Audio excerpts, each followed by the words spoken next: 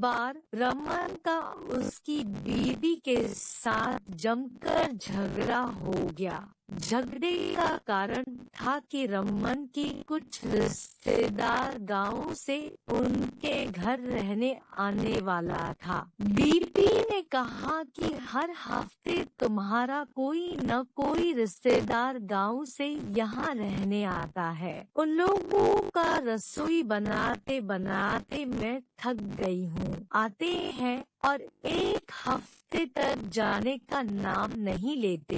एक रिश्तेदार मुश्किल से जाते हैं तो दूसरा रिश्तेदार आ जाते हैं रहने को। यह हमारा घर है, कोई होटल या धर्मशाला नहीं। तो रमन ने भी तपाक से बीवी से कहा, तुम्हारा भी तो आते हैं कभी कभी। तभी बीवी ने कहा, हाँ आते हैं, 2 से 3 साल में एक बार, वह भी एक दिन के लिए। तुम्हारी तरह नहीं आते हर रोज। इसी बात पर आज रमन का बीवी के साथ सॉलिड झगड़ा हो गया। इसी बात में आज बीवी ने रसोई घर में हड़ताल कर दिया। अब मेहमानों के लिए खाना तो बनाना पड़ेगा। तो रमन ने भी बीवी को धौंस देते हुए कहा, अगर तुम नहीं पकाओगी तो कोई गम नहीं, मैं बना सकता हूँ।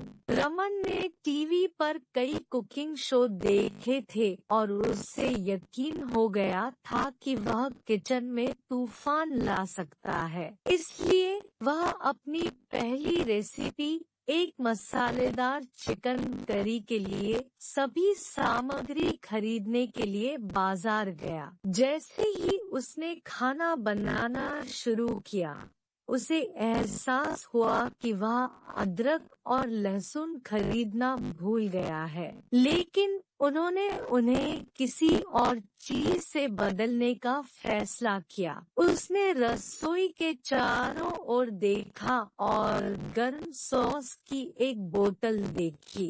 यह काम कर जाना चाहिए, वह सोचने लगा। उन्होंने करी में भरपूर मात्रा में गर्म सॉस डाला और पकाना जारी रखा। जैसे ही उसने करी का स्वाद चखा, उसने महसूस किया कि यह बहुत तीखा था, यहाँ तक कि उसके स्वाद के लिए भी।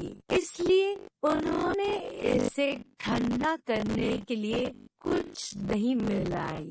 लेकिन जैसे ही वह दही को कढ़ी में डाल रहा था, उसने गलती से पूरे कंटेनर को बर्तन में गिरा दिया। अब करी न केवल बहुत मसालेदार थी, बल्कि बहुत पानीदार भी थी। मेहमान परिवार खाने के लिए बैठा, लेकिन कढ़ी चखते ही उनकी आंखों में पानी आ गया। यह इतना मसालेदार था कि वे एक निवाला भी पूरा नहीं कर सके। रमन निराश हुआ, लेकिन उसने हार नहीं मानी। उसने इसके बजाय मिठाई बनाने का फैसला किया। उन्होंने चॉकलेट केक की रेसिपी के लिए इंटरनेट पर खोज की और निर्देशों का सावधानी पूर्वक पालन किया। हालांकि जब उसने केक को ओवन से बाहर निकाला तो वह पैनकेक की तरह चपटा था।